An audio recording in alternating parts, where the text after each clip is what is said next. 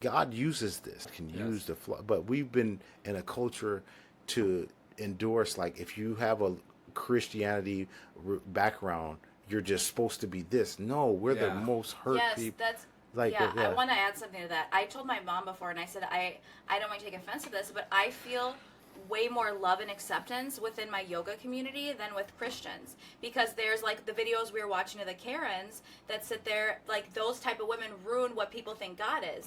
Someone like you coming in and showing, first of all, saying I'm a flawed man, because that takes a lot for people to admit, and then you can reach people that other people wouldn't get, because like when I told you that I have my pastor friend coming, what did you think, Doug? I don't know. I was like, I'm down. Right. Yeah, I was just like, I was like, I'm always down to meet new people. Right. You know what I mean? And that's why you're going to go far. Yeah, I'm always willing to meet new people and have just like conversations with them, and hopefully, learn something at the end of the day. I feel like there's something we can learn from everybody. And 100%. I have that trust in you 100%. that you're not going to bring like, any shady people over here, Right. you know what I mean, to my house or anything like that. Yeah. So. Well, yeah, but the thing with Joe, which is great, is, I swear sometimes, and I'm not perfect, and within our friendship, I've learned so much more about God and myself because I can be that, because I don't feel like he's this, Nazi, right? Where people, don't do this, don't do this, don't do this. Yeah. That's not going to help growth. You don't and shove people be God able to feel comfortable. No, I don't even engage in it until. And what it says you're supposed to do actually is you're supposed to have people ask you because like, where do you get that happiness from? Where do you get that peace from your heart? From God, not because it's like, do this, you're gonna burn in hell. You know? Yeah, and like this is like when I leave here, even though he might have said, but somebody's gonna be like, there's something different about this dude. Yeah. Right. Yeah, it's like it happens a lot. Like I can't place it. It's like people like there's something. This dude, he's different. And it's not, I'm not trying to be like, I want to be different. So people, it's like, you just reveal you're a likable guy. Like, you're nice to people. Like, don't make nobody uncomfortable. We don't recognize real. Yeah. It's what are like pastors that you've known in your life? Or have you really known I've pastors? never really talked to any, to be honest. Yeah. Like, I am Catholic. I did get, like, baptized and all that at a very young age. But my family was we were never, like, a wake up, go to church every Sunday. I did go to private Catholic school. I was talking about a little bit after. I did go to Queen Durham Horror, where we had religion.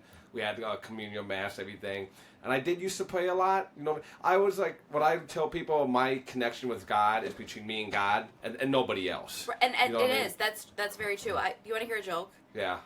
If you went to Catholic school your whole life, why aren't you Catholic? Because I went to Catholic school my whole life. Yeah. That's good. That's but what is it about the Catholics that when people do it, they're so turned off? Is it the because a lot of people. But so we live a lot in of stereotypes. I think. Yeah. We live in a society now. When you start putting boundaries and laws and the word we use so many times, accountability to play people in places, it's rejected because they think that you're saying, since you do this, I want nothing to do. Instead of, I'm embracing what you have, I want to see you better yourself.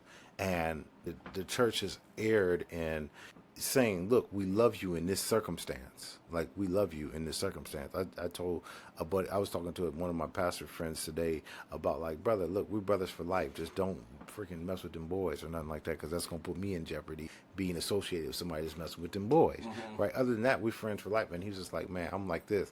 I love you in every circumstance. It's like, that's a good friendship. Like, we got to be tactful of, like, there are so many flawed people that are yearning for just good relationships. Yeah. Good relationships. They've never had any. Yeah, they never had any time. And then they take accountability conversations as an attack because people have done it wrongly. I mean, like, you don't want me, like, if you say, hey, man, that's a lot of White Castle you eating there. Yeah. I know you're not judging me. You're looking at my well-being up the road. Like, that's not healthy to do that. And so we got to be more tactful as human beings, and then that's why our mission is we love humanity, the love of God, loving humanity. That's our whole mission. Like, we implement loving humanity first. Once we do that, it comes easy, friendships and relationships. Absolutely. And people get in the better context of, like, who God really is, of just loving people. He loves his children. He loves you in every walk of life. Yeah, he wants you to better yourself. He wants you to be polished, but you have to be receptive to saying, I need this conversation about why I'm always doing this, why I'm spending 8 hours on Pornhub. Why am I, where's the root? I'm not. I'm sorry. It's actually like what? 4. Okay.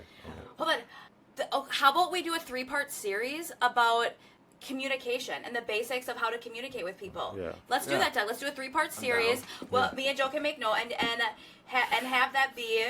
Yeah, we'll do that. Yeah. 3-part series on So, communication. I want to ask you one more thing here, Joe. So, do you push faith more than religion when you're talking to people? I think there's a big difference between having faith and religion. Well, I feel like I have faith, but I don't really have religion because I don't practice going to church. went to You know what I Catholic mean? school, Every that's why. Sunday. Yeah. Anyone, honestly, and I don't want people to hate me for saying this, but anyone that has went to the Catholic school for extended period of time, it's like the word religion is like get away from me. Right. Because it's so. Well, so to answer your question, I think we got to realize where its origins came from, and if you posture your thinking, posture your vision at what you're looking at, the things that you will change, and if you see this thing as just some kind of control mechanism, deal with not just the religion or the faith. It starts with a relationship, and once you do that, the faith comes easy. It's like you believe. We all have faith. You had faith to sit in that chair. You had faith to log on, that your computer was going to turn on. You have faith in that light switch. But that's all we're yearning for, is to have the faith. But it starts with relationship. We try to do this faith thing without the relationship. It doesn't work. It doesn't work. And then religion, that the more you mature in your walk and your destiny and your calling, there's a relationship that's polished where you have more order.